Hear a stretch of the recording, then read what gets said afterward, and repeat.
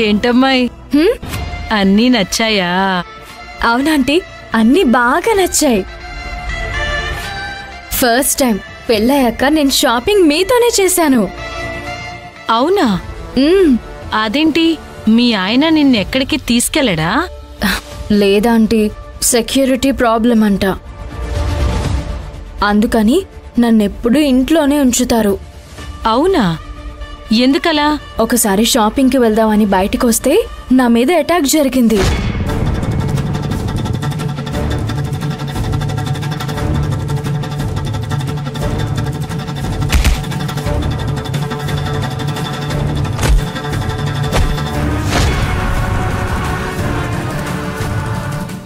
అందుకే అప్పటినుంచి బయటికే వెళ్ళడం లేదు.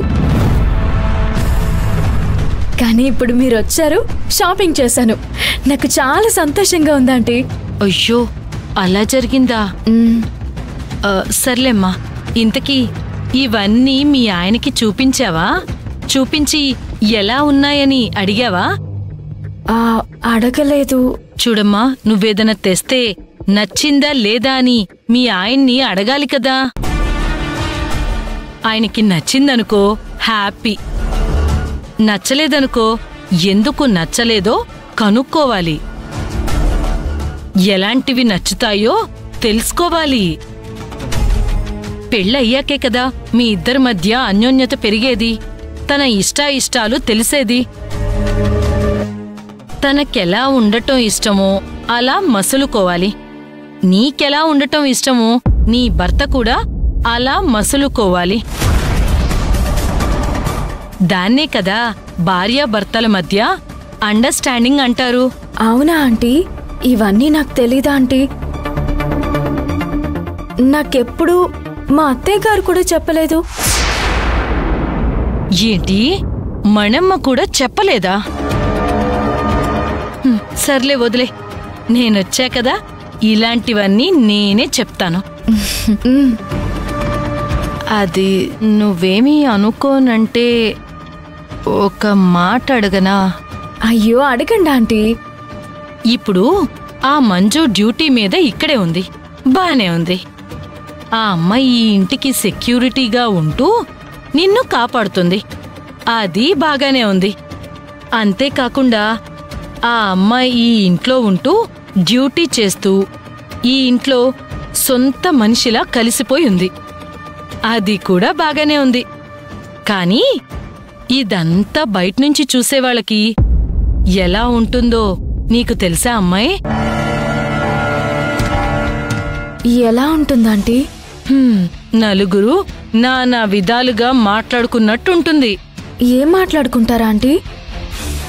మీరు చెప్పింది నాకు అర్థం కాలేదు.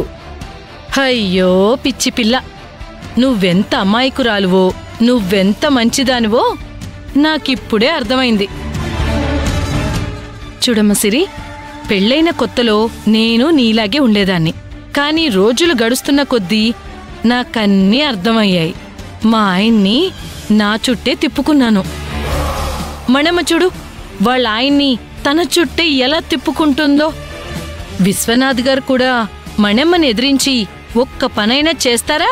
అవునా ఆంటీ, మీరు చెప్తుంది నిజమే కదా. మీ ఆయనేమో ఎంతసేపు ఆ మంజుకి సపోర్ట్ చేస్తూ మాట్లాడ్డం, ఆ పిల్లేమో సెక్యూరిటీ అంటూ నీ చుట్టే తిరగడం. నాకెందుకో చూడ్డానికి అదోలా ఉంది.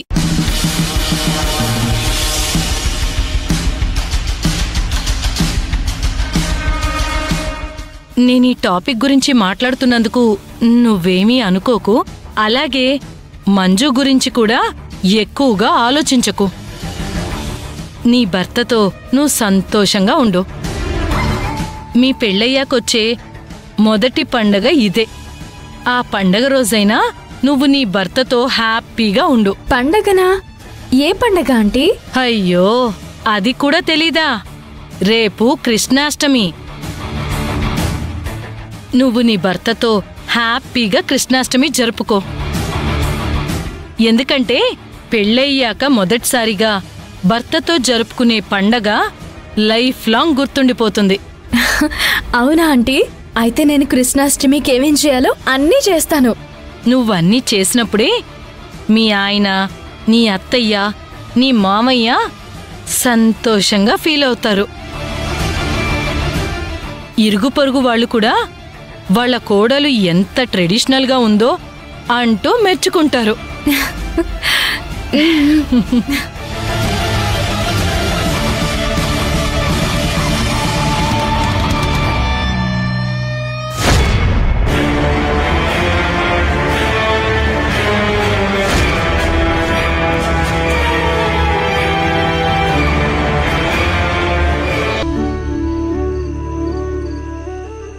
ఏంటి మంజు, బాగా అప్సెట్గా ఉన్నట్టున్నావు? ఏం లేదు. లేదు లేదు, నువ్వు దేని గురించో బాగా ఆలోచిస్తూ చెప్పడానికి వెనకాడుతున్నట్టున్నావు. ఆ దాక్షాయిణి గురించి. ఇప్పుడు ఆవిడ నిన్నేమంది? నన్నేమన్నా పర్వాలేదు, కానీ ఇంట్లో కాంపిటీషన్స్ మొదలవుతున్నాయి. క్యాజువల్గా అన్నట్టుంది, నువ్వు సీరియస్గా తీసుకోకు. దాని గురించి కాదు సత్య గారు. ఆవిడ భోజనానికి వచ్చి ఇక్కడే సెటిల్ అయిపోయింది. అంతేకాకుండా కుటుంబంలో ఒక వ్యక్తిగా ఉంటుంది. మీ ఆడవాళ్ళు నాది అనే దాంట్లోకి ఎవ్వరొచ్చినా ఒప్పుకోరే. నా కుటుంబం అని నువ్వు ఫీల్ అవుతున్నావు, అందుకే తను మధ్యలో వచ్చేసరికి బాధ అనిపించుంటుంది.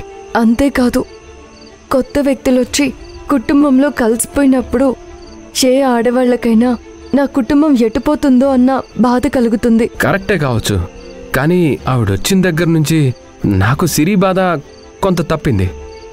సిరి ఆవిడకి బాగా క్లోజ్గా మూవ్ అవుతుంది. లోన్లీ అన్న ఫీలింగ్ తనలో ఇప్పుడు కనిపించట్లేదు. అదేంటి, మీరుండగా తను లోన్లీగా ఎందుకు ఫీల్ అయింది? నేను మనిషిగా తనతో ఉన్నాను, కానీ మనసంతా నీ దగ్గరే ఉంది కదా. ఆవిడుంటేనే బాగుంటుందేమని అనిపిస్తుంది. ఆవిడతో కబుర్లు చెప్పుకుంటూ సిరి అన్నీ మర్చిపోయి హ్యాపీగా ఉంటుంది. నువ్వు కూడా హ్యాపీగా ఉండొచ్చు కదా. ఎలా ఉండగలను? మన పెళ్ళైన తర్వాత వస్తున్న మొదటి పండుగ ఇది. పైగా నాకే కృష్ణాష్టం అంటే చాలా ఇష్టం. ఎందుకంటే చిన్నప్పుడు మా అమ్మ కృష్ణుడి పాదాలు బాగా వేయకపోతే నీ మొగుడు, అత్తింటి వాళ్ళు కనీసం కృష్ణాష్టమి రోజున కృష్ణుని పాదాలు కూడా వేయడం నేర్పించలేదంటారని ఆట పట్టించేది. ఆ కృష్ణాష్టమి రేపే. ఎదురుగా భర్తున్నా, అత్తింటి వాళ్ళున్నా సెలబ్రేట్ చేసుకోలేని పరిస్థితి. అందుకే బాధగా ఉంది. హే కృష్ణ, ఏంటయ్యా నీ లీలలు? వేల మంది గోపికలకి ఏ కష్టం లేకుండా చూసుకున్నావు. నీకు పూజ చేయాలని, కృష్ణాష్టమి జరుపుకోవాలని బాధపడుతున్న నా భార్యకి సాయం చేయలేవా? నువ్వెన్నో సాయాలు చేసావు కదా. ఏదో ఒక్క మాయ చేసి రేపొక్కరోజు మాత్రం కృష్ణాష్టమి జరుపుకొని నా భార్య హ్యాపీగా ఉండేలా చూడు స్వామి. అలా కోరుకున్నవన్నీ జరగాలంటే